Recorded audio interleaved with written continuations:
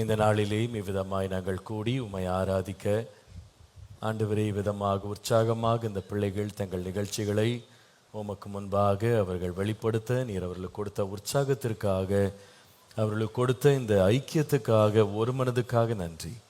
அவர்கள் எடுத்த எல்லா பிரயாசத்தையும் கர்த்தர் ஆசீர்வதியும்.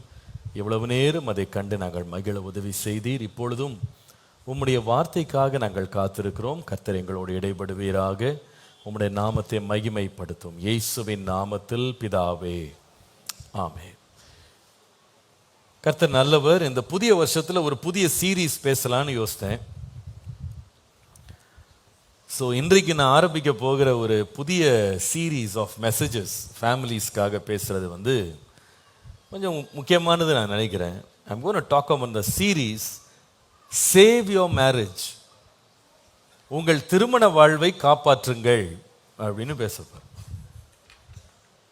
எதை காப்பாற்றணும் அப்படின்னா, ஆபத்தில் இருக்கிறது தான் என்ன பண்ணணும்? காப்பாற்றணும். வசதியாக உட்காந்துருக்கவங்கள காப்பாற்றுறதுல பிரயோஜனம் ஒன்றும் இல்லை. ஒரு வீடு பற்றி எரியுது அப்படின்னா அந்த வீட்டை காப்பாற்றுறதுக்கு முயற்சி எடுப்போம். அநேக வேளை குடும்பங்களுடைய பிரச்சனை என்னன்னா, வெளியில எரிய மாதிரியே தெரியாது, ஆனால் உள்ள என்ன பண்ணோம்? எரிஞ்சிக்கிட்டு இருக்கும். வெளியில உடைஞ்ச மாதிரியே தெரியாது, உள்ள என்ன பண்ணோம்? உடைஞ்சிட்டு இருக்கும். வெளியே ரொம்ப சந்தோஷமா போயிட்டு இருக்கிற மாதிரியே தெரியும், ஆனால் உள்ள அநேக விதத்தில் பாதிக்கப்பட்டு, காயப்பட்டு, உடைக்கப்பட்ட நிலைமைகள் அநேக குடும்பங்கள் உண்டு. குடும்பம் வரைக்கும் பார்த்தீங்கன்னா, பிரச்சனைகள் எப்பொழுதுமே முதல் நாளே வெளிப்படையாக எப்பவுமே தெரியவே தெரியாது. ஆனால் இந்த பிரச்சனை நாள்பட அது என்ன செய்யும்னா, காலம் தாழ்ந்தாலும் அது ஒரு நாள் வெளியே வரும். வெளியே கொண்டு வரப்படாத ரகசியம் என்பது ஒன்றுமே இல்லை, எல்லாமே வெளியரங்கமாகும். இது எப்படி இருக்கு அப்படின்னு சொன்னா, ஒரு முறை நம்ம சபையில் ரொம்ப வருஷத்துக்கு முன்னாடி வாழ்ந்து கொண்டிருந்த ஒரு தாயார், அவங்களுக்கு 65 வயசு. ஒரு நாள் அவர்களை வீடு சந்திப்புக்காக ஊழியர்கள் சென்றிருக்கும் போது அந்த அம்மா ஊழியர்கள்ட்ட சொன்ன ஒரு வார்த்தை, பாஸ்டர், நான் என் கணவரை டிவோர்ஸ் பண்ணிடலான்னு இருக்கேன் அப்படின்னு சொன்னேன். அந்த அம்மாவுக்கு 65 வயசு, ஏற்கனவே 3 பேர பிள்ளைங்க இருக்காங்க. டிவோர்ஸ் பண்ணிடலான்னு இருக்கேன். இதை போய் கேட்ட ஊழியர்கள் எல்லாம் நடுக்கி போனார்கள்.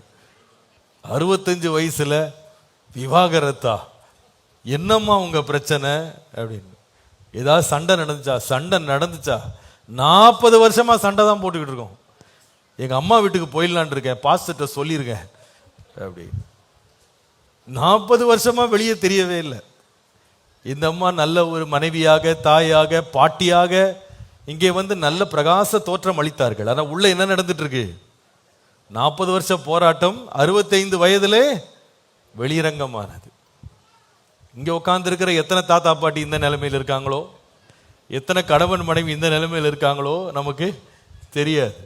ஆன்லைனில் கேட்டுட்டு இருக்கவங்க கூட ஏதோ தோற்றத்துக்குன்னு மேக்கப் பண்ணிட்டு உட்காந்துருக்கோம் பாஸ்டர், உண்மையா என்ன நிலைமைன்னு வெளியே சொல்ல முடியாதுன்னு சொல்லிட்டு இருக்கலாம். ஆனால் today we are going to talk on a series called Save Your Marriage. நம்முடைய குடும்பத்தை காப்பாற்றுவதற்கு நாம் எடுக்க வேண்டிய முயற்சிகள். குடும்பத்தை நிறுவினவர் கர்த்தர். குடும்பம் உடைவதை அவர் விரும்புகிறதில்லை. குடும்பத்தை சேர்க்கவும் அதை பலப்படுத்தவும் ஆண்டவர் இன்றைக்கும் கிரியை செய்கிறார். குடும்ப உறவுகள் உடைந்து போவதிலிருந்து நம்முடைய குடும்பத்தை மீட்டெடுக்க, காப்பாற்ற முதலாவது காரியம் நாம் கவனிக்க வேண்டியது, முக்கியம் செலுத்த வேண்டிய இன்றைக்கு ஒரு பகுதியை நம்ம கவனிக்க போறது என்னன்னா, கம்யூனிகேஷன். எல்லாரும் சொல்லுங்க, என்னது கம்யூனிகேஷன்? அப்படின்றது ஒருவரோடு ஒருவர் உரையாடுவது, பேசுவது, மனதில் உள்ளதை பகிர்ந்து கொள்வது, அதான் கம்யூனிகேஷன். இந்த கம்யூனிகேஷன், பேச்சாற்றல் அப்படின்றது மனித குலத்திற்கே ஆண்டவர் தனிப்பட்ட விதமாய் முக்கியமாய் கொடுத்த ஒரு விசேஷ திறன். இந்த உலகத்தில் நம்மை போல அநேக ஜீவராசிகள் வாழுகிறது. நூற்றுக்கணக்கான, ஏன் லட்சக்கணக்கான வகையான ஜீவராசிகள் வாழுகிறது. ஒரு ஜீவராசி கூட நாம பேசுறபடி பேசுறதுக்கு திறன் அதுக்கு இல்லவே இல்லை, இல்லையா? நம்மால என்னெல்லாம் செய்ய முடியும் அப்படின்னு கேட்டா, நம்மால நம்முடைய எண்ணங்களை ஒரு பாஷையோடு கலந்து வார்த்தைகளாக சொல்லி, அதை நாம் கவிதையாக எழுதி, அதை கோப கடிதமாக எழுதி, வேணுமானால் டெக்ஸ்ட் போட்டு இப்பொழுது சமீபத்தில் ஈமோஜி கூட அனுப்பி நம்முடைய மனதில் இருக்கிற எல்லா கோபதாபங்களும் என்ன செய்ய முடியும், வெளியே காட்ட முடியும். ஆனா அந்த நாயை பாருங்க, கோபம் வந்தாலும் குலைக்கணும், சந்தோஷம் வந்தாலும் குலைக்கணும், அதை தவிர வேற ஒரு பாஷை அதுக்கு கிடையாது. மனுஷன் பிறக்கும் போது அவனுக்கு எந்த பாஷையுமே கிடையாது. எந்த குழந்தையும் இந்த உலகத்தில் பிறக்கும் போது எந்த பாஷையுமே அது கிடையாது. அது தமிழ் பேசிக்கிட்டே வர தமிழ் குழந்தை, தெலுங்கு பேசிய தெலுங்கு குழந்தை என்றெல்லாம் சொல்ல முடியாது. குழந்தை பிறக்கும் போது அதுக்கு பாஷையே கிடையாது. அது பிறக்கும் போது அழுதுகிட்டே பிறகுது. அது யூனிவர்சல் லாங்குவேஜ்.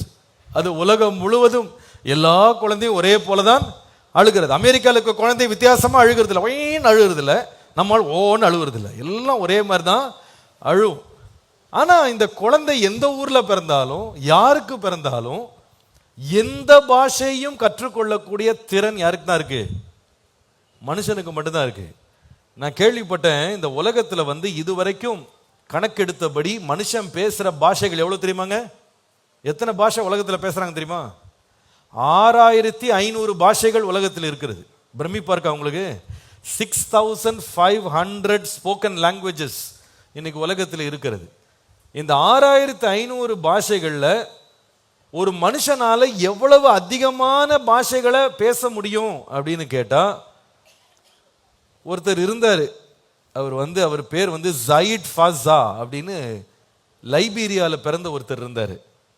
அவர் தான் இன்னைக்கு கின்னஸ் வேர்ல்ட் ஆஃப் ரெக்கார்ட்ஸ்ல உலகத்திலே அதிகமான பாஷைகளை பேசுகிறவர் என்று பெயர் பெற்றிருக்கிறார்.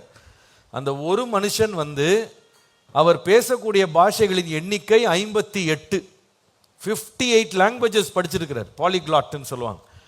58 பாஷைகளை அவரால் வாசிக்க முடியுமா, பேச முடியுமா, அவ்வளவு திறன் பெற்றிருக்கிறார். நம்ம ஒரு பாஷை பேசுறதே பெரிய கஷ்டமா இருக்கு. இதை கேட்ட உடனே சில பேர், பாஸ்டர் நாங்க தமிழ்ல மட்டும்தான் பேசுவோம், தமிழ்ல பேசியே சண்டை ஓயல, 58 மொழியில பேசுறான், எங்க நிலைமை என்னன்னு யோசிக்கிறாங்க இல்லையா?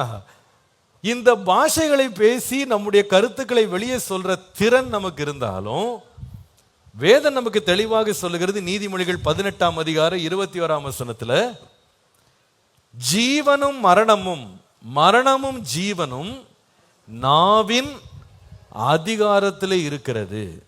அப்ப நம்ம பேசுற திறன் நமக்கு இருக்குன்றது பெரிய சந்தோஷம் நமக்கு இருந்தாலும், இந்த பேசுகிற பாஷைகளை பார்த்தீங்கன்னா, நம்ம பேசுகிற வார்த்தைகளாலேயே நமக்கு ஜீவனும் வர முடியும், அல்லது என்ன வர முடியும், மரணமும் வர முடியும். நம்ம பேசி பேசியே உறவுகளை கட்டவும் முடியும், பேசி பேசியே உறவுகளை உடைத்து போடவும் முடியும், பேசி பேசியே 2 பேர் ஒருவரை ஒருவர் காதலிக்கவும் முடியும், பேசி பேசியே ஒருவரை ஒருவர் கடித்து கொதறவும் முடியும்.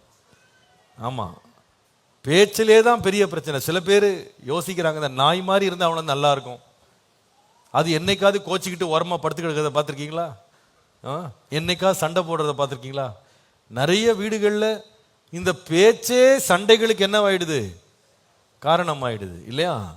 அதான் ஒரு அம்மா போயிட்டு ஒரு முனிவர்கிட்ட போய் நின்று கேட்டாங்களாம், ஐயா எங்க குடும்பத்தில் பிரச்சனையே ஓய மாட்டேங்குது, நீங்க ஏதாவது ஒரு மந்திரம் பண்ணி கொடுங்க, உங்களுக்கு நிறைய மந்திர சக்தி இருக்குன்னு.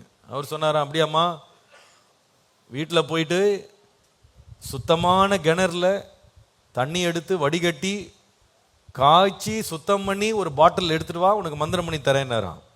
அந்த அம்மா பயபக்தியா போய் சுத்தமான தண்ணி எடுத்துட்டு வந்து கொடுத்தா 3 நாள் கழிச்சு வர சொன்னாராம். அந்த பாட்டில மந்திரம் பண்ணி கையில கொடுத்துட்டு சொன்னாராம், ஏமா இதுல பயங்கரமான மந்திர பவர் இருக்கு, இதுல ஒரு சொட்டை கூட வேஸ்ட் பண்ணிடக்கூடாது, என்ன பண்ணணும்னு கேட்டாங்க. அடுத்த முறை வீட்டில் சண்டை வந்ததுன்னா வேகமா ஓடி பாட்டில திறந்து ஒரு மடக்கு வாயில ஊத்திக்கணும், ஒரு சொட்டு வெளியும் துப்பிடக்கூடாது, ஒரு சொட்டு உள்ளேயும் என்ன பண்ணிடக்கூடாது, முழுங்கிடக்கூடாது, சண்டை முடிகிற வரைக்கும் வாய்க்குள்ளே தண்ணி வச்சிருக்கணும். அவ்வளோதானா ஐயா? அவ்வளவே தான், அவ்வளோ சக்தி இருக்கு, ஒரு டிராப் கூட வேஸ்ட் பண்ணிடாத. இந்த அம்மாவும் பயபக்தியா வீட்டுக்கு எடுத்துட்டு போய் அடுத்த முறை சண்டை வந்தோடனே ஒரே ஓட்டம் ஓடினாங்க, வாய்க்குள்ளே ஊத்தி வைத்து ஒரு சொட்டு வெளியே விடவும் இல்லை, ஒரு சொட்டை முழுங்கவும் இல்லை. சரியா 2 வாரத்தில் வீட்டில் இருந்த உலக போர் என்ன செய்தது, நின்று போனது. ஓடி வந்தார்கள், ஐயா உங்க மந்திரத்துக்கு பயங்கரமான சக்தி இருக்கு. இந்த மாதிரி எங்க வருஷமா நாங்க போட்ட சண்டை ஒரே வாரத்தில் என்ன ஆயிடுச்சு, முடிஞ்சே போயிருச்சு. என்ன மந்திரம் பண்ணீங்க தெரியல, அவர் சொன்னாராம், மந்திரமும் இல்லை தந்திரமும் இல்லை, வாயை 3 நாளே போதும், சண்டை என்ன ஆயிரும், ஆட்டோமேட்டிக்காக ஓயும். இந்த மாதிரி யாருக்காவது மந்திரம் வேண்டுமானால் பாட்டில் எடுத்துக்கொண்டு வாருங்கள், நான் ஜெபித்து தருகிறேன் என்று சொல்ல மாட்டேன். ஏன் சொல்ல மாட்டேன் அப்படின்னா, வாழ்க்கையின் பிரச்சனைகளுக்கு வாயை மூடுறதுனால பிரச்சனை ஓய போறதில்லை, அதுவே புது பிரச்சனையை ஆரம்பித்து விடும் இல்லையா? நம்ம வாழ்க்கையில் ஏதாவது பிரச்சனை வந்தால் உடனே வெட்டி எல்லாத்தையும் முடிச்சு போடுறது உண்மையான அதனுடைய விளைவு கிடையாது. அப்போ இனிமேல் சண்டை வந்தால் யாரும் பேசாமல் இருங்க, எல்லாம் மௌன சாமியாராக போயிடுங்க. இல்லை, சில பேர் சொல்லுவாங்களா, சண்டை வருதா உங்க 2 பேரையும் ஆண்டு இணைக்கல, உங்களுக்குள்ள 2 பேருக்குள்ளேயும் தேவ சித்தமே கிடையாது, 2 பேரும் தனித்தனியாக என்ன பண்ணுங்க, பிரிஞ்சு போயிடுங்க. இதுவா விளைவு, இதுவா விடை? இல்லை, பிரச்சனைகளை எவ்வாறு கையாள வேண்டும் என்று கற்றுக்கொள்ளணும். கர்த்தர் இந்த நாவை பயன்படுத்தும் போது மரணத்தை இந்த நாவு கொண்டு வரும் அப்படின்ற அதே வேளையில இந்த மரணத்தில் என்ன உண்டாகும் சொல்லுங்க சத்தமா? ஜீவனம் உண்டாகக்கூடிய திறன் இந்த உதடுல இருக்கு. இதே வாயினால நம்ம தித்திப்பான தண்ணீரை வெளியே கொண்டு வரலாம். இதே வாயினால கோபமா இருக்கிறவங்களுடைய உக்கிர கோபத்தை கூட என்ன செய்ய முடியும், அப்படியே அமர்த்திட முடியும். இதே வாயினால அன்பை நாம பெருக முடியும். இதே கோபத்தினால, இதே வாயினால நம்ம இருக்கிற வருத்தங்கள் எல்லாம் தீர்த்து விட முடியும். இதே வாயினால பெரிய சமாதானத்தை நம்முடைய வீட்டுக்குள்ள என்ன பண்ண முடியும், கொண்டு வர முடியும். கொஞ்சம் யோசித்து பாருங்க, உலக நாடுகள் இன்றைக்கு சமாதான பேச்சுவார்த்தை என்று சொல்லுகிறாங்க.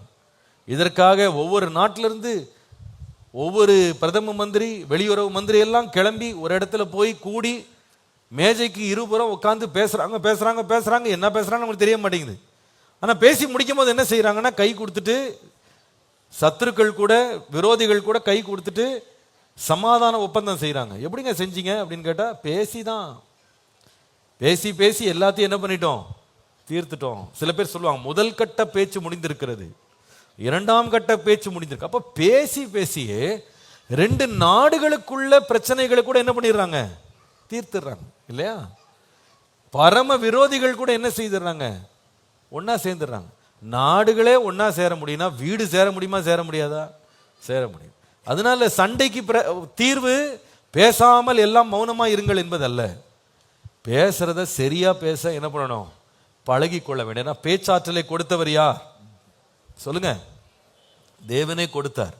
கர்த்தர் தான் பேசுற திறனை கொடுத்திருக்கிறார். திறனை சரியாய் பயன்படுத்த வேண்டியது அவசியம். நாம் நம்முடைய வார்த்தைகளை குறித்து எச்சரிப்பாகவும் ஜாக்கிரதையாகவும் அதை சரியாக பயன்படுத்துவோமானால் நிச்சயமா இந்த வார்த்தைகளால் நம்முடைய வாழ்க்கையில மிகுந்த சந்தோஷம் உண்டாகும். என்னை பொறுத்த வரைக்கும் பொதுவாக இன்னைக்கு ஃபேமிலிஸ்ல நான் மேஜர் ப்ராப்ளம்ஸ், பெரிய பிரச்சனைகள் எங்க துவங்குகிறது அல்லது எங்க நம்ம கண்டுபிடிக்கிறோம்னு கேட்டா, எல்லாமே கம்யூனிகேஷன்ல தான் பிரச்சனையே இருக்குன்றத பெரும்பாலான பிரச்சனைகளை பார்த்துருக்கேன். சில தடவை சில 2 பேரும் குடும்ப பிரச்சனைன்னு சொல்லி பெரிய ஒரு அழுகையோட கம்பளமா நிற்பாங்க. என்ன உங்க பிரச்சனைன்னு சொல்லி உட்காந்து கேட்டா, கடைசியில் அந்த பிரச்சனையில 10 பைசாக்கு ஒரு பிரயோஜனம் இருக்காது. 2 வாயும் சரியில்லாம போனதுனால இன்னைக்கு ஊரே வேடிக்கை பார்க்கிறபடி அந்த பிரச்சனை பெருசாயிடுச்சு. they don't know how to communicate. சில பேர் பேசவும் தெரியல, சில பேர் பேசுறதும் இல்லை. பேச தெரியலனாலும் பிரச்சனை வந்துடும், பேசாம இருந்தாலும் பிரச்சனை வந்துடும். அப்ப எப்படி பேசணும்னு கண்டுபிடிச்சிட்டோம்னா நம்ம குடும்பங்கள் என்ன செய்யப்படும்னா, வலுவிழந்த குடும்பங்கள், சமாதானம் இழந்த குடும்பங்கள் மீண்டும் உயிர் பெற்று துளிர்த்து வளர முடியும் என்பதை நான் நிச்சயமாய் சொல்ல முடியும். அதாவது பெரிய பெரிய டிசாஸ்டர்ஸ்ல இருந்து இந்த கம்யூனிகேஷன் நம்மளை காப்பாற்றுது. பல ஆண்டுகளுக்கு முன்பாக டைட்டானிக் என்று சொல்லுகிற உலக பிரசித்தி பெற்ற கப்பல், இந்த கப்பல்ல 2200 பேர் முதல் முறை பயணம் சென்ற போது அவர்கள் என்ன கை வைக்க தம்பி உட்காந்து ஓகே, முதல் முறை பயணம் செய்த போது வெரி ஃபர்ஸ்ட் ஜேர்னி 2200 பேர் பயணம் பண்ணாங்க. அந்த 2200 பேர்ல முதல் ஜேர்னியிலே பிரயாணத்திலே நடந்த டிசாஸ்டர்ல 700 பேர் மட்டும்தான் உயிர் பிழைச்சாங்க. 1500 பேர் அந்த கப்பல் சேதத்துல மரிச்சிட்டாங்க, அவங்க இறந்து போயிட்டாங்க. இதற்கு முக்கிய காரணம் என்னன்னு சொன்னா, கம்யூனிகேஷன் என்ன ஆச்சுன்னா ஃபால்ட்டி ஆயிடுச்சு. இந்த கப்பல் சேதமாக போகிறது, சுற்றிலும் அநேக பனிப்பாறைகள் இருக்கிறது என்று பல முறை அந்த கப்பலுக்கு செய்தி அனுப்பப்பட்டது, டெலிகிராம் அனுப்பப்பட்டது. ஆனால் அந்த டெலிகிராமை அந்த கப்பலினுடைய ஆஃபீஸர் வாசிக்கவே மாட்டேன் என்று சொல்லி, என்னை தொந்தரவு செய்யாதே என்று சொல்லி அந்த வார்னிங் மெசேஜஸை கொண்டு போய் மறைச்சு வச்சார். இந்த கப்பலுக்கு அவசியம் இல்லை அப்படின்னு மறைச்சு வச்சார். ஒரு சில மணி நேரங்களில் பனிப்பாறையில் மோதி 1500 பேர் அந்த இடத்துல மாண்டு போனார். It was all because of a break down of communication. அநேக வேளையில் நம்முடைய குடும்பமாகிய கப்பலில் கூட பயணிக்கிறவங்க சரியான பேச்சுவார்த்தை ஒருவரோடு ஒருவர் இல்லை என்றால் சில வேளையில் பெரிய ஆபத்துக்களில் கூட தங்கள் பயணத்தை கொண்டு சென்று விடுவார்கள் என்பதற்கு எந்த சந்தேகமே கிடையாது. நீங்கள் நியாயாதிபதிகள் 16ஆம் அதிகாரம் 15 முதல் 17 வசனங்களை வாசிப்பீர்களானால், இஸ்ரவேல் தேசத்திற்கே நியாயாதிபதியாயிருந்து நியாயம் சொன்ன சிம்சோன் கடைசியிலே தன்னுடைய வாழ்க்கையின் ரகசியத்தை சொல்லி கண் பிடுங்கப்பட்டு மாவரைக்கிறவனாய் மாறி தூண்களை தன்மேலே இழுத்து அந்த கட்டடத்தின் இடிபாடுகளில் பெலிஸ்தியரோடு சேர்ந்து மரித்து போன பரிதாப நிலைமை அவனுக்கு வந்ததற்கு மூல காரணத்தை பார்ப்பீங்களானா, வேதம் சொல்லுகிறது அந்த எசபேல் என்று சொல்லுகிற அவளோடு இருந்த பெண் அவனுடைய ஆத்துமா சாகிறதுக்கு ஏதுவாக அவனை விசனப்படுத்தினாள். எதனால்னா பேசி பேசி அவளுடைய பேச்சே அவனை எங்கே கொண்டு போயிடுச்சு, செத்து போனா பரவாயில்ல அப்படின்னு இருதயம் விசனப்பட்டு சாகிறதுக்கு நேராக அவன் தீர்மானம் எடுக்க நடந்தது. அப்போ நம்ம பேச்சை பற்றி ரொம்ப கேர்ஃபுல்லாக இருக்கணும். நான் எத்தனை குடும்பங்கள் நம்ம கதைகளை படிக்கிறோம், பேசி பேசியே சிலர் தங்கள் வாழ்க்கையை முடித்து கொள்கிற அளவுக்கு போயிருக்காங்க. பேச்சினாலேயே குடும்பங்கள் பிரிந்து போயிருக்கு, உடைஞ்சு போயிருக்கு. பேச்சினாலேயே பல வருஷங்கள் கோபம் வீடுகளுக்குள்ளே இருந்திருக்கிறது. ஒருவரை ஒருவர் பார்க்க மாட்டேன் என்று சொல்லுகிற அளவுக்கு போயிருக்கு. இது எல்லாத்துக்கும் அநேக வேளையில் காரணம் லேக் ஆஃப் ப்ராப்பர் கம்யூனிகேஷன்.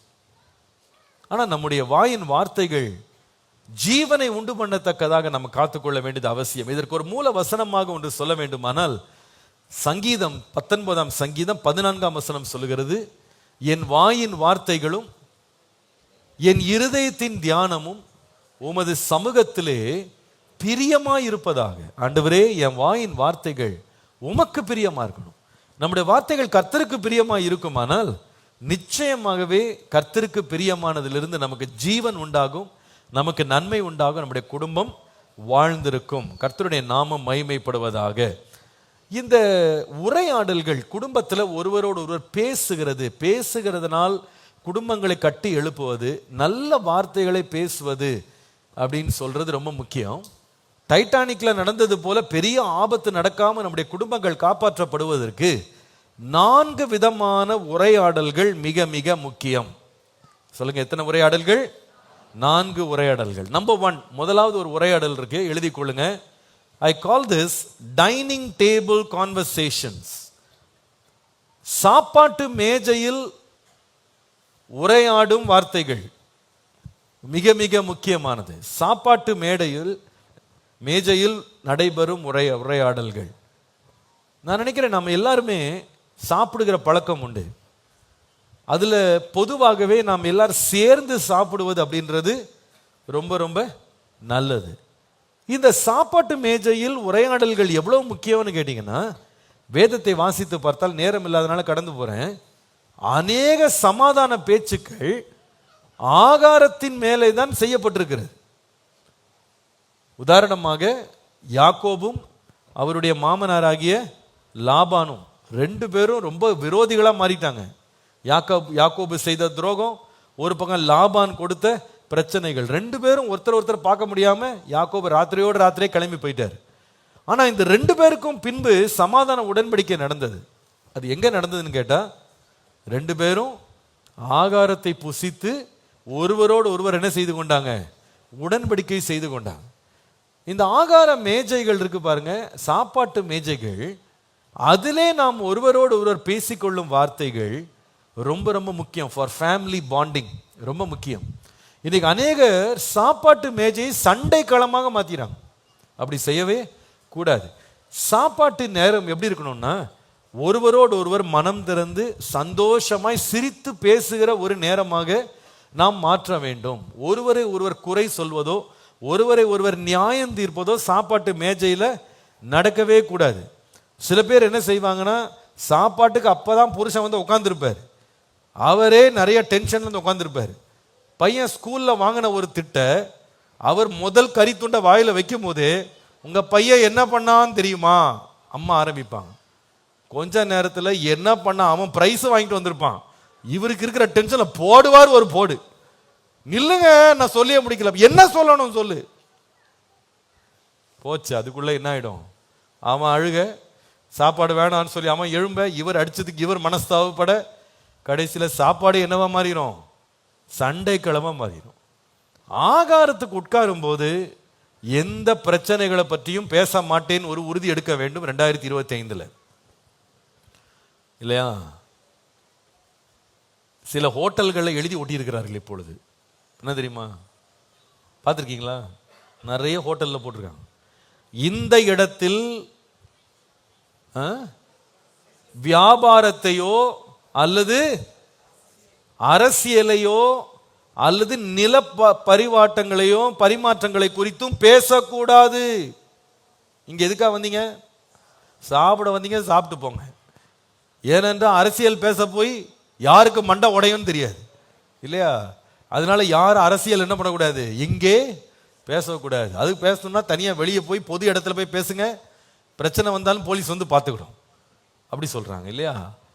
வீட்டுக்குள்ளேயும் சாப்பாடு உட்கார்ற நேரத்தில் என்ன பேசக்கூடாது, அரசியல் பேசக்கூடாது.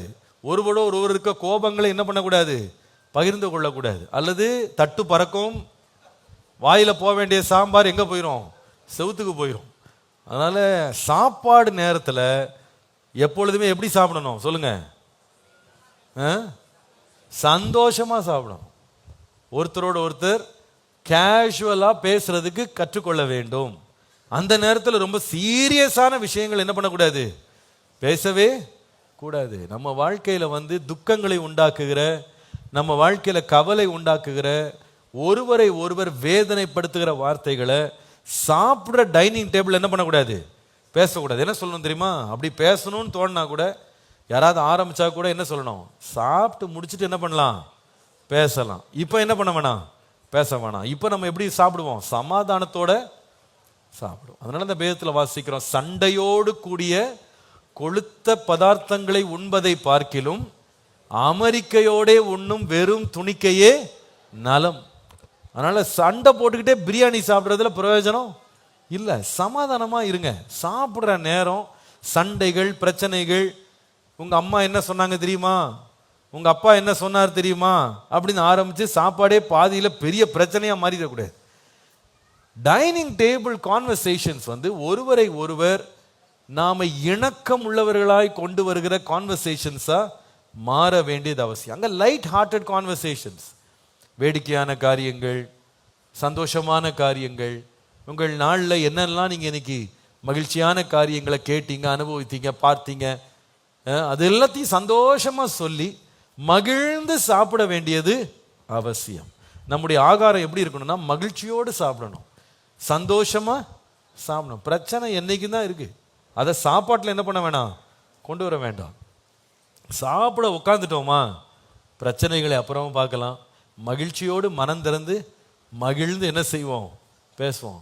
பேசுறதுக்கு ஒண்ணுமே இல்லையா, அமைதியாகவா சாப்பிட்டு போயிடணும். சில பேருக்கு அப்பா இதாங்க எதிர்பார்த்துட்டே இருந்தேன் பாஸ்டர், அப்படி இல்லை. மகிழ்ந்து ஒருவரை ஒருவர் நம்ம மகிழ்ச்சிக்குள்ளாக்கும் பேச்சுக்களை சாப்பிடும்போது நாம பகிர்ந்து கொள்வது நல்லது. நம்முடைய துக்கங்கள், நம்முடைய வருத்தங்கள், நம்முடைய வேதனைகள் எல்லாம் டைனிங் டேபிளில் என்ன பண்ணக்கூடாது, கொண்டு வரவே கூடாது. அவ்வளோ ருசியாக சமைச்சிட்டு இவ்வளோ வேதனையாக நம்ம சாப்பிட்டு முடிக்கவே கூடாது. நம்ம என்ன சாப்பிட்டாலும் சந்தோஷமாக சாப்பிட்றபடி டைனிங் டேபிள் எப்படி இருக்கணும்னா, எ place to connect, a place to come together, a place to stay together. அந்த இடம் அப்படி மாறணும். எத்தனையோ வீடுகளை நான் கேள்விப்பட்டிருக்கேன், இந்த சாப்பாட்டு மேஜைகளில் பிரச்சனைகளை கொண்டு வந்து நிறைய பேர் சாப்பிடாமலே எழுந்து வெளியே போயிருக்காங்க, சாப்பாடை பாதியிலே விட்டு போயிருக்காங்க. சில பேர் சாப்பாடெல்லாம் வேஸ்ட் பண்ணியிருக்காங்க, தூக்கி வெளியே வீசியிருக்காங்க. ஏன் இது நடந்திருக்குன்னு சொன்னால், சாப்பிட்ற வேலையை என்னவா மாற்றிட்டாங்க, சண்டையின் வேலையை மாற்றணும். அப்படி இருக்கவே கூடாது. இந்த டைனிங் டேபிள் கான்வர்சேஷன்ஸை வந்து keep it light hearted, be filled with laughter, speak casually, speak normally. ஒருவரோடு ஒருவர் மகிழ்ந்திருக்க ஒரு சிரித்த முகத்தோடு என்ன செய்யணும்? என்னங்க, சாப்பிட வேண்டும். அல்லேலூயா. அப்படி சாப்பிட்டு இருப்பது நல்லது. வெளிநாடுகள்லாம் பார்த்தீங்கன்னா யாராவது ஒருத்தர் வீட்டில் இறந்துட்டாங்க அப்படின்னா நம்மெல்லாம் அழுதுகிட்டே ஓடி வரோம் பாருங்க, அப்படிலாம் ஓடி வர மாட்டாங்க. அங்கே என்ன பண்ணுவாங்கன்னா, யாராவது இறந்துட்டாங்கன்னு சொன்னால் ஒவ்வொருத்தர் ஒரு டப்பா சாப்பாடு எடுத்துகிட்டு வருவாங்க. அது என்னன்னே எனக்கு புரிய மாட்டேங்குது. அர்த்தம் என்னன்னா, அவர் இறந்துட்டாரு, உங்களுக்கு பசிக்கும்ல, நீங்கள் சாப்பிடுங்க அப்படின்னு ஒருவரை ஒருவர் ஆறுதல் படுத்துறதுக்கு அவங்க என்ன கொண்டு வருவாங்கன்னு கேட்டால் சாப்பாடு தான் கொண்டு வருவாங்க. சாப்பாடு கொண்டு வந்து மேலை நாடுகளில் நீங்கள் சாப்பிடுங்கன்னு சாப்பிட வைப்பாங்க. அப்போ உங்களுக்காவது கொஞ்சம் என்ன இருக்கும், ஒரு தைரியம் வரும், மனசில் ஒரு திடம் வரும். நீங்கள் பயந்துராதீங்க, கவலைப்படாதீங்கன்னு சொல்கிறதுக்கு எதை கொடுக்குறாங்க? சாப்பாடு கொடுங்க. அப்படி தான் ஆகாரம் என்ன செய்யணும்னா, ஒரு மறுபடியும் ஆத்துமாவை மகிழ பண்ணணும் இல்லையா?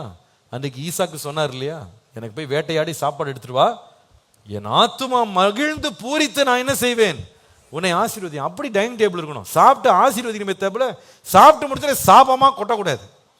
கணவன் மனைவியை சபிக்கிறது, மனைவி கணவனை சபிக்கிறது, பெற்றோர் பிள்ளைகளை சபிக்கிற மாதிரி இடம் என்ன பண்ணிடக்கூடாது, மாறிடக்கூடாது. சில பேர் சாப்பாடு முடிகிறதுக்குள்ள இனிமே உன் கையால் என்ன பண்ண மாட்டேன், இப்படிதான் சில கான்வர்சேஷன் டைனிங் டேபிளில் முடியுது. அப்படி பண்ணக்கூடாது. டைனிங் டேபிள் கான்வர்சேஷன்ஸ் எப்பவுமே எப்படி இருக்கணும்னா, மகிழ்ந்து செய்கிற ஒரு ஆகாரம், மகிழ்ந்து அனுபவிக்கிற ஒரு இடமாக என்ன செய்யணும், மாற வேண்டும். ஆமீன் என்று சொல்லுங்கள். Very good. ரெண்டாவது ஒரு கான்வர்சேஷன் நம்ம ஃபேமிலிஸில் வந்து நம்மளை காப்பாற்றுறதுக்கு, குடும்பங்களை காப்பாற்ற ரெண்டாவது வகையான ஒரு கான்வர்சேஷனை ரொம்ப கேர்ஃபுல்லாக மெயின்டைன் பண்ணது என்னன்னா, டெசிஷன் மேக்கிங் கான்வர்சேஷன்ஸ். எழுதுங்க. தீர்மானங்களை எடுக்கும் உரையாடல்கள். நம்முடைய குடும்பங்களிலே தீர்மானங்களை எடுக்கும் உரையாடல்கள் மிக மிக அவசியம். யாக்கோபு 1:19 வாசிக்கும் போது வேதம் சொல்லுகிறது, ஆகையால் யாவரும் கேட்கிறதற்கு தீவிரமாகவும் பேசுகிறதற்கு பொறுமையாயும் கோபிக்கிறதற்கு தாமதமாயும் இருங்கள். பேசுகிறதற்கு தாமதமா இருங்க, கேட்கிறதற்கு எப்படி இருங்க, தீவிரமா இருங்க, கோபிக்கிறதுக்கு பொறுமையா இருங்க. அப்போ கேட்கறதுல நம்ம கவனமா இருக்கணும். இந்த டெசிஷன் மேக்கிங் அப்படின்னு சொல்றது வந்து எல்லா குடும்பமும் பல நிலைகளில் தீர்மானங்களை எடுப்பதற்கு அவசியமான ஒரு இடம் என்னன்னு கேட்டால் குடும்பம். உதாரணமா ஒரு கணவன் மனைவி தங்களை பற்றிய சில முக்கியமான தீர்மானங்களை எடுப்பது, தாங்கள் வாங்க வேண்டியவைகளை பற்றி தீர்மானம் எடுப்பது, தங்கள் பணத்தை முதலீடு செய்வதை பற்றி தீர்மானம் எடுப்பது, தங்கள் பிள்ளைகளை பற்றி தீர்மானம் எடுப்பது, வருங்காலத்தை பற்றி தீர்மானம் எடுப்பது, போகும் இடத்தை குறித்து தீர்மானம் எடுப்பது, விடுமுறைகளை குறித்து தீர்மானம் எடுப்பது, நீண்ட கால முதலீடுகளை பற்றி தீர்மானம் எடுப்பது, நிலம் வாங்குவது, வீடு வாங்குவது, எத்தனையோ தீர்மானங்கள் எடுக்கிற இடம் என்னன்னு கேட்டா குடும்பம். இந்த தீர்மானங்களை எடுக்க வேண்டிய இடம் குடும்பமா இருக்கிறதுனால ஒருவரோடு ஒருவர் கலந்து பேசி ஆலோசிப்பது மிக மிக அவசியம். இந்த இடத்துல நிறைய பேர் தவறு செய்யறாங்க. தீர்மானங்களை எல்லாம் ஒரே ஒருவர் அவர் இஷ்டப்படி எடுப்பார். அவர் மனம் போன போக்கில் அவர் வண்டியை கழித்து கிளம்பிடுவார். பின்னால் இருக்கவங்க எல்லாம் அவர் பின்னாலேயே ஓடிக்கொண்டே இருக்கணும். எல்லா தீர்மானங்களும் எடுப்பார். எந்த கலந்த ஆலோசனை இருக்கவே இருக்காது. அப்படி நம்ம வீடுகள் ஒரு நாளும் மாறவே கூடாது. நம்முடைய வீடுகளில் எப்படி இருக்கணும்னா, ஓப்பன் கான்வர்சேஷன் இருக்கணும். எந்த டெசிஷன் எடுக்கிறதுக்கு முன்னால ஒருவரிடம் ஒருவர் முதல்ல கொண்டு வர வேண்டும். எல்லாம் செய்து முடிச்சுட்டு இன்டிமேஷன் கொடுக்க கூடாது. முதல்ல 2 பேரும் உட்கார்ந்து டிஸ்கஷன்ல உட்காரணும். எந்த காரியமா இருந்தாலும், ஒரு வெக்கேஷன் போறீங்க, எந்த இடத்துக்கு போகணுன்றதை 2 பேரும் தீர்மானம் பண்ணாம டிக்கெட் புக் பண்ணக்கூடாது. சில வேளையில இந்த ஐயா கையில கார்டு இருக்கணும்னே அவர் என்ன பண்ணுவார்னா ஊட்டிக்கு புக் பண்ணிடுவார். அந்த அம்மா வந்து ஏற்கனவே அவங்க கொடைக்கானல் போகணும்னு அவங்க என்ன பண்ணியிருப்பாங்க, அவங்க தீர்மானம் பண்ணியிருப்பாங்க. அல்லது வரவே மாட்டேன், அந்த காலத்துக்கு வரமாட்டேன்னு தீர்மானம் பண்ணியிருப்பாங்க. வேற ஒரு வேலை இருக்குன்னு அவங்க நினைச்சிருப்பாங்க. பிள்ளைக்கு வேற ஒரு எக்ஸாம் இருக்கும், இவர் தன்னிச்சையா என்ன பண்ணிடுவார், புக் பண்ணிட்டு எல்லாம் கிளம்பி வாங்க என்னோட, வரலன்னா இனி என்னோட வாழவே கூடாது. இப்படிலாம் சொன்னா என்ன நடக்கும்? அப்படி இருக்க முடியாது. சில பேர் வீடு வாங்குவார்கள், நிலம் வாங்குவார்கள், மனைவிக்கும் தெரியாது, கணவனுக்கும் தெரியாது, பிள்ளைக்கும் தெரியாது, யாருக்கும் தெரியாது. அவர்கள் நண்பர்களோடு பேசிட்டு இவங்களே போய் லட்சக்கணக்கில் கொண்டு போய் எங்கேயாவது போய் முதலீடு பண்ணிட்டு பல மாதங்கள் பல வருடங்கள் கழித்து இப்படி வாங்கிவிட்டேன் என்று இன்டிமேஷன் கொடுப்பாங்க. அப்படி செய்யவே கூடாது. சின்னதோ பெருசோ எல்லாத்தையும் குறித்து வீட்டில் என்ன பண்ணணும், பேசணும். சில பேர் சொல்லுவாங்க, சொல்லணும்னு நினைச்சேன் மறந்துட்டேன், சொல்லணும்னு நினைச்சேன் மறந்துட்டேன். இது என்னைக்காவது ஒரு நாள் மறந்தா பரவாயில்ல, இது வழக்கமாக மறந்து விடுவார்கள். யார்கிட்ட சொல்ல மறந்து விடுவார்கள்? மனைவிட்டே சொல்ல மறந்து விடுவார்கள். கணவனை கண்டாலே மறதி வியாதி வந்துவிடும், குடும்பத்தை பார்த்தாலே மறதி வந்துவிடும். இது சில பேருக்கு ஒரு நோயாக இருக்கிறது, சீக்கிரமா ட்ரீட்மெண்ட் எடுக்கணும்.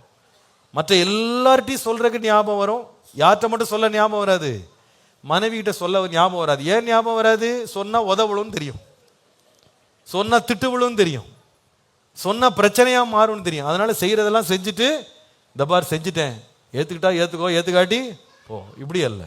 டெசிஷன் மேக்கிங்னு வரும்போது அதை பரஸ்பரம் நம்முடைய எண்ணங்களை ஒருவரோடு ஒரு பகிர்ந்து கொள்ளுகிற பொறுமை அவசியம்.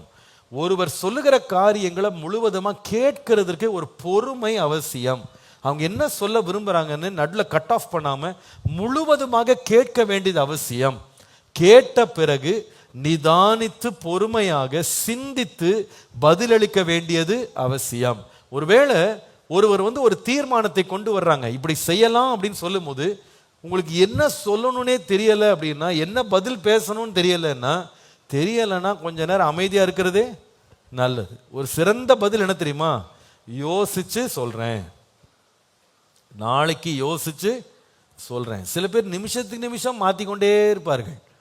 இன்னைக்கு போலான்னுவாங்க, திடீர்னு கொஞ்ச நேரத்தில் யோசிக்கிறேன்னுவாங்க, அப்புறமா திருப்பி போலான்னுவாங்க, நாளைக்கு போகவே வேண்டாம்னுவாங்க, அதுக்குள்ள டிக்கெட்டே புக் ஆயிரும். யோசிக்கிறதுல கூட நிதானித்து பொறுமையா யோசித்து பதில் சொல்ல வேண்டியது அவசியம். இந்த கான்வர்சேஷன் வீட்டில் மிஸ் ஆகவே கூடாது. Any decision you take, if you want to save your family, keep your communication going. எல்லாவற்றிலையும் மனம் திறந்து ஒருவரோடு ஒருவர் பேச வேண்டியது அவசியம். ஸோ இந்த டெசிஷன் மேக்கிங்ல நாம தன்னிச்சையாக பேசாமலே எந்த முடிவும் எடுக்கவே கூடாது. நிறைய பேர் எல்லாம் செய்யறதை செஞ்சுட்டு வீட்டில் ஒரு இன்டிமேஷன் கொடுப்பார்கள், அறிவிப்பு மாத்திரம் கொடுப்பார்கள், நியூஸ்ல தான் பார்த்துக்கணும். அப்படி இருக்கக்கூடாது. எந்த விஷயமா இருந்தாலும் முடிவெடுப்பதற்கு முன்பதாக முதலாவது என்ன செய்யணும்? சொந்த மனைவிகிட்ட கேட்க வேண்டும், சொந்த புருஷர்கள் இடத்துல பேச வேண்டும், சொந்த குடும்பத்தார் இடத்துல பேச வேண்டும். பேசாம என்ன பண்ணக்கூடாது? முடிவெடுக்க கூடாது. நிறைய பேருக்கு ஆபீஸ் தான் அவங்களுக்கு ஆலோசனை களம். எங்க மனைவிக்கு ஒண்ணுமே தெரியாது, சில பேருடைய டயலாக் இது. என் கணவனுக்கு ஒண்ணுமே தெரியாது, இவங்களுக்கு தான் எல்லாமே தெரியும். அப்படி இருக்கவே கூடாது. எந்த விஷயமா இருந்தாலும் ஒரு முறையாவது நான் கேட்டுட்டு சொல்றேன், விசாரிச்சு சொல்றேன், கொஞ்சம் டைம் கொடுங்க அப்படின்னு டிஸ்கஷன்ல கொண்டு வந்து பேசிட்டு தான் நம்ம ஒரு முடிவை எடுக்கணும். இன்றைக்கு ஆண்டவர் கிருபையினால முன்னால போல இல்லாம இப்ப கணவன் மனைவி பிள்ளை தகப்பன் தாய் எல்லாருக்குமே தனித்தனியா நம்பர் போட்டு மொபைல் இருக்கிறது இல்லையா? எது இருக்கோ இல்லையோ என்ன இருக்கு? மொபைல் இருக்கு. அதனால யாரை எப்ப வேணா என்ன பண்ணலாம்? ரீச் பண்ணலாம்.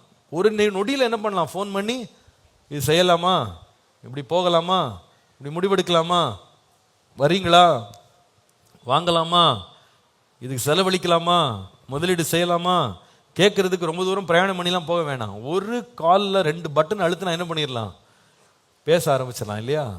அவசரப்பட்டு யாரோடும் பேசாமலே முடிவெடுக்கிற பழக்கங்கள் குடும்பத்தின் உறவுகளை என்ன செய்யணும்னா முறிச்சு போட்டுரும், கசப்பாக்கிடும். ஸோ ரெண்டாவது ரொம்ப முக்கியமானது என்னன்னா டெசிஷன் மேக்கிங் கான்வர்சேஷன். முதலாவது என்ன சொன்னேன்? Dining table conversation. ரெண்டாவது டெசிஷன் மேக்கிங் கான்வர்சேஷன், சாப்பாட்டு மேஜையில் பேசுகிற விதம். ரெண்டாவது தீர்மானம் எடுக்க பேச வேண்டியது அவசியம். மூன்றாவது ஒரு கான்வர்சேஷனுக்கு என்ன தெரியுமா? டவுட் கிளியரிங் கான்வர்சேஷன், சந்தேகங்களை நிவர்த்தி செய்யும் உரையாடல்கள். திரும்ப சொல்லுங்க, சந்தேகங்களை நிவர்த்தி செய்யும் உரையாடல்கள் மிக மிக மிக மிக முக்கியம்.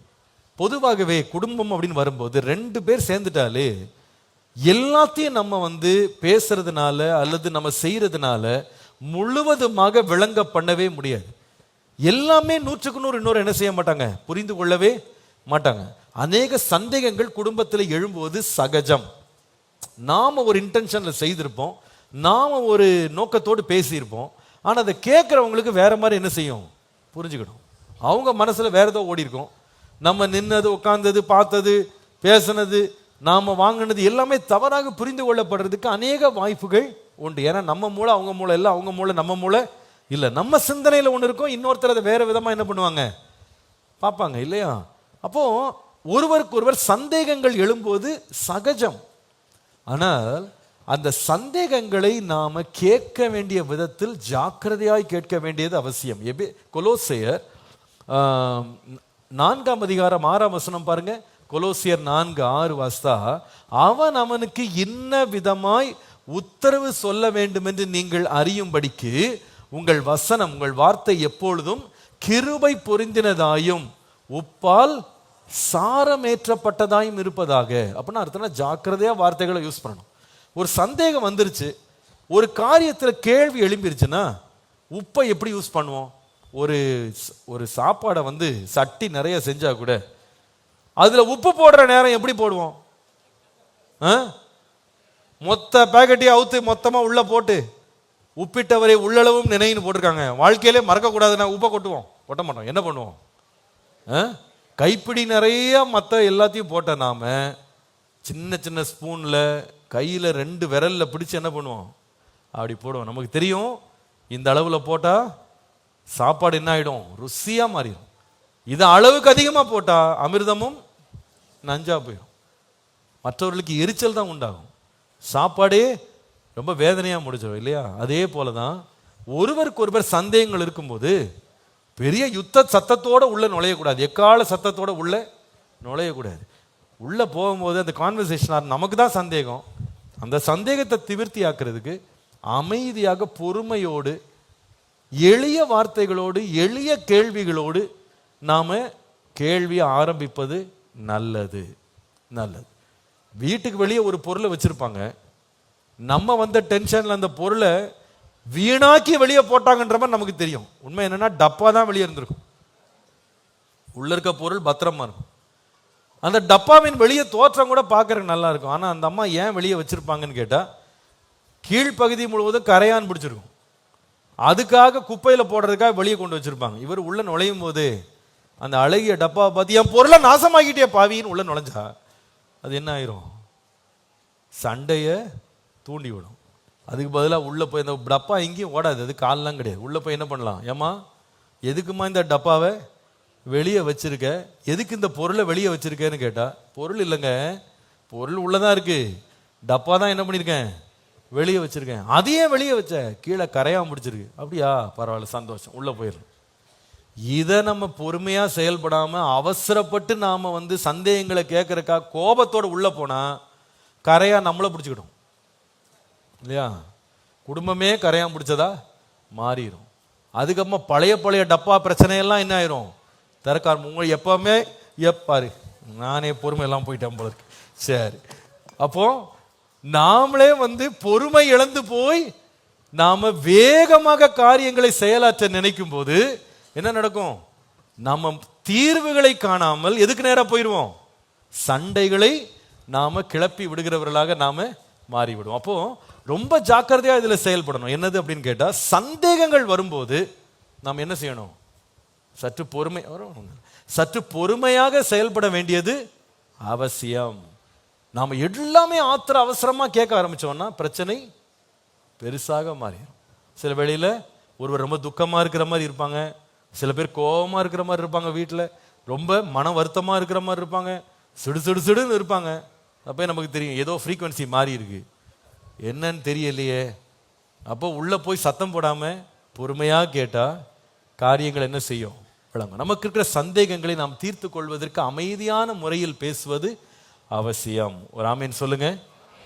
நம்ம வீட்டில் எந்த நிலைமை வந்தாலும் சந்தேகங்கள் எழும்பும்போது பக்குவமாய் பேசி குடும்பத்தின் சமாதானத்தை காத்துக்கொள்ள அவசியமாக இருக்க வேண்டும். 4வது ஒரு கான்வர்சேஷன் இருக்கு, ரொம்ப முக்கியமான கான்வர்சேஷன். என்ன தெரியுமா? Disciplining conversation. சீர்படுத்தும் அல்லது காரியங்களை செவ்வையாக்கும் உரையாடல்கள், டிசிப்ளினிங் கான்வர்சேஷன். நம்ம வாழ்க்கையில் ஏதாவது சீரடையாம போகுமான்னு கேட்டா அநேக பிரச்சனைகள்ல நம்ம சீரடையாம இருப்போம். யாருமே பெர்ஃபெக்ட் இல்லை. இந்த உலகத்திலே பெர்ஃபெக்டான ஒரு கணவன் யாராவது இருக்கிறாங்களா? இருந்தா காட்டுங்க பார்ப்போம். தவறே செய்யாத ஒரு மனைவி, குற்றமே இல்லாத, மாசு கரை பிழை திரை ஒன்றுமே இல்லாத மனைவி மனவாட்டி யாராவது இருக்கிறீங்களா? கையை தூக்கவே உங்களுக்கு தைரியம் வர மாட்டேங்க. நம்ம எல்லாருமே பிழை உள்ளவர்கள், குறை உள்ளவர்கள் தான் இல்லையா? நம்ம பிள்ளைகளும் அப்படி தான் இருக்கிறாங்க. நம்மளே எப்படி இருந்தால் பிள்ளை எப்படி இருக்கும்? அதுவும் அப்படி தான் இருக்கு. அநேக குறைகள், பிழைகள், தவறுகள் எத்தனையோ இருக்கு. இவைகளெல்லாம் சீர்படுத்த வேண்டியது அவசியம் என்பது சந்தேகமே இல்லை. ஆனால் சீர்படுத்துகிற விதத்தில் நாம் எடுக்கிற பேச்சுக்கள் இருக்கு பாருங்க, அதில் ரொம்ப ஜாக்கிரதையாக இருக்கும். எபேசியர் 4:15 ரொம்ப பியூட்டிஃபுல்லான வசனம். எபேசியர் 4:15 அன்புடன் சத்தியத்தை கை கொண்டு என்று வாசி. ஆங்கிலத்தில் ரொம்ப அழகா இருக்கு. Speaking the truth in love. அன்புடன் சத்தியத்தை பேசுங்கள். சொல்லுங்க, என்ன செய்யணுமா? அன்புடன் சத்தியத்தை தான் நம்ம நிலைநாட்ட போறோம். ஆனா அதையும் எப்படி தான் செய்யணும்? அன்போடு. அன்போடு. அநேக வேளையில் நம்ம பிள்ளைகளை திருத்துவது, மனைவியை திருத்துவது, கணவனை திருத்துவது, அந்த ஆதங்கத்தை ஆத்திரத்தில் நம்ம என்ன பண்ணிடுறோம்? சில தடவை கொஞ்சம் அவசரப்படுறோம் இல்லையா? கோவப்பட்டுறோம். அதுக்கப்புறமா மன வருத்தம் நம்ம தான் படுவோம். ஆவியானவர் நம்மை நடத்துவாரானா நிச்சயமா நமக்கு தான் மன கஷ்டம் வந்துடும். இப்படி பேசிட்டேனே, சின்ன விஷயத்தை இப்படி நான் கடுமையாக பேசிட்டேனே, கடுங்கோவமாக இறங்கிட்டேனே, சின்ன பிரச்சனையை இவ்வளோ பெரிய ஒரு தீர்வை கொண்டு வர்றதுக்காக இவ்வளோ பெரிய ஒரு காரியத்தை பயன்படுத்திட்டேனே அப்படின்னு இருக்கிறது அப்போ நம்மளுக்கு புரியும் இல்லையா? இப்போ கண்ணில் ஒரு சின்ன ஒரு தூசி பட்டுருச்சுன்னு வச்சுக்கிடுங்களேன், அதை எடுக்கிறதுக்கு என்ன செய்யணும்? வேக்யூம் கிளீனர் எடுத்துகிட்டு வருவோமா? கண்ணுக்குள்ளே இருக்கிற அத்தனை தூசியும் வெளியே வரணும்னு கொண்டு வேக்யூம் கிளீனர் உள்ள சொருகி ஆன் பண்ணால் என்ன ஆகும்? என்ன ஆகும்? அது உங்களுக்கு தெரியும், நீங்கள் கற்பனை பண்ணிக்கலாம். ஆனால் அதில் என்ன போட்டிருக்குன்னா எல்லா தூசியையும் இது என்ன பண்ணும்? எடுத்து விடும். அதுக்காக வேக்யூம் கண்ணில் சொருக முடியுமாங்க? கண்ணில் சொருக முடியுமா? ஏங்க, காதில் ஒரு அழுக்கு வந்துருச்சு. காதில் இருக்க அழுக்க கிளீன் பண்ணுறதுக்கு இந்த டாய்லெட் பிரஷை வச்சு உள்ள தள்ளினா என்னங்க ஆகும்? என்ன ஆகும்? காது அப்புறமா என்றைக்குமே கேட்காதா மாறிடும் இல்லையா? சின்ன பிரச்சனைக்கு சின்ன விதமாக எளிய விதமாக தீர்க்க வேண்டியது அவசியம். பிரச்சனைகள் வரதான் செய்யும், குறைகள் வரதான் செய்யும். ஆனால் அன்புடன் சத்தியத்தை என்ன பண்ணணும்? சொல்லுங்க, எப்படி செய்யணும்? அன்புடன் சத்தியத்தை பேசணும். அப்படி நம்ம பேசாம கடுமையா பேசும்போது பாருங்க, குடும்ப உறவுகள் என்ன செய்யும்? புரிஞ்சு. நான் சொன்னது போல குடும்ப பிரச்சனையில பெரும்பாலான பிரச்சனைகள் எதனால வருதுன்னு கேட்டா பேச்சுனாலே தாங்க. பேசி பேசியே குடும்பங்கள் இன்றைக்கு பிரிஞ்சு கிடக்கு. நம்முடைய குடும்பங்களை மீட்டு கொள்ள வேண்டுமானால் திருத்த வேண்டிய உத்தரவாதம் நமக்கு இருக்கு, கண்டிக்க வேண்டிய உத்தரவாதம் இருக்கு. அதை கூட அன்புடனும் பொறுமையுடனும் செய்ய வேண்டியது அவசியம். சாந்தத்தோடு செய்யணும். இதை பேசுறது ஈஸி தான், ஆனால் செயல்படுத்தும் போது அது எப்படி இருக்கும்? கடினமாக இருக்கும். ஆனால் ஆவியானுடைய துணையை நம்ம கேட்போமானா அவர் நமக்கு உதவி செய்வார். 4 விதமாக நம்முடைய உரையாடல்கள் இருக்கணும். முதலாவது டைனிங் டேபிள் கான்வர்சேஷன். நம்முடைய வீடுகளில் சாப்பிடும்போது பேசுகிற பழக்கம் இருக்கணும்.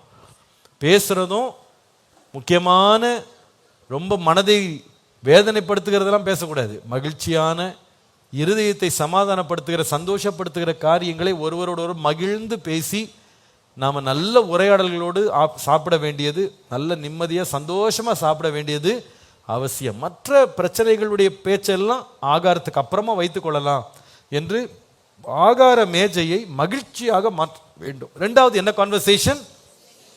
Decision making conversation.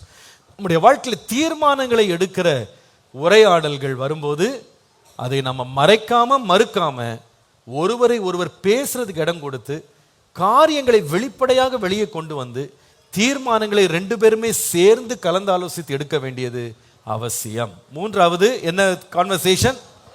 Doubt clearing conversation. நம்முடைய வாழ்க்கையில சந்தேகங்கள் எழும்பும் போது ஒருவரிடத்திலே ஒருவர் கேள்விகளை கேட்கும் போது கூட அதை சாந்தத்தோடு அன்போடு கேட்க வேண்டியது அவசியம். உச்சகட்ட கோபத்தில் கான்வர்சேஷனை நம்ம கொண்டு வர வேண்டிய அவசியம் இல்லை.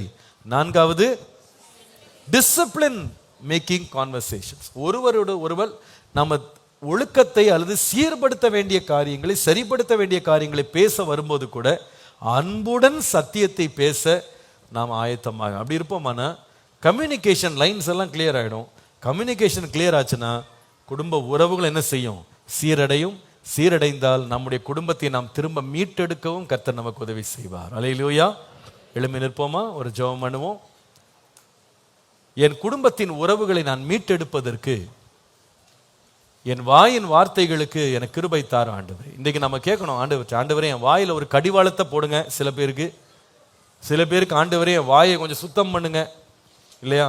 ஏசாயாக்கு அவர் வாய்க்கு ஒரு சூடு போட்டார் ஆண்டவர் இல்லையா? நல்ல பலிபீடத்திலேருந்து ஒரு அக்கினி தழலை கொண்டு வந்து வாயை சூடு போட்டார். சூடு போட்ட பிறகு அவன் வார்த்தைகள் எல்லாம் என்ன ஆயிடுச்சு? சுத்தமாயிருச்சு. அசுத்தமானதெல்லாம் பொசிக்கிட்டார். இன்றைக்கு ஆண்டவர்கிட்ட ஜெபம் பண்ண, ஆண்டவரே ஒரு சூடு என் வாயில கொஞ்சம் போடுங்க. ரொம்ப அளவே இல்லாமல் என் வாய் என்ன பண்ணுது? ரொம்ப விளையாடுது.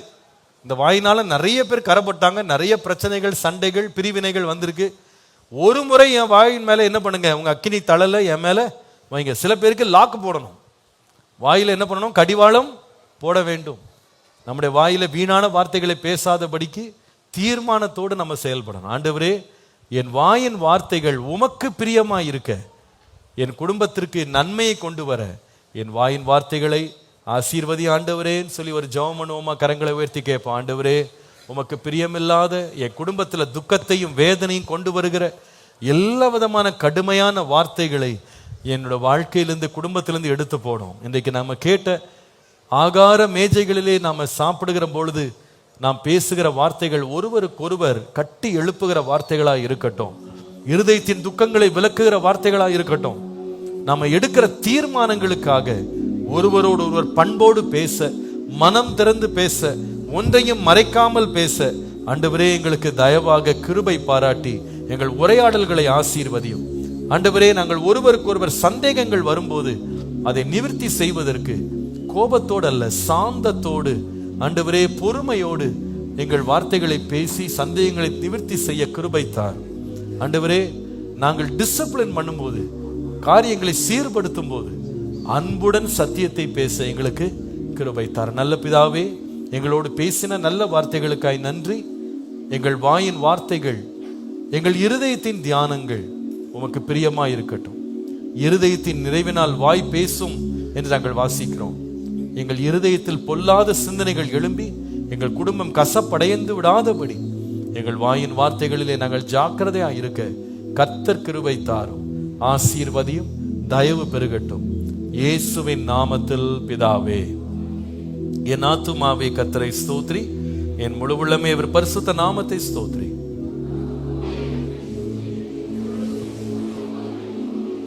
அவருடைய அக்கிரமங்களை எல்லாம் மன்னித்து, நோய்களை எல்லாம் குணமாக்கி, பிராணனை அழிவுக்கு விலக்கி மீட்டு, கிருபையினால் இரக்கங்களால் முடிசூட்டி, நன்மையினால் வாயை திருப்தியாக்குகிறார். கழுகுக்கு சமானமாய் வயது திரும்ப வாழ வயது போலாகிறது. ஆமென்.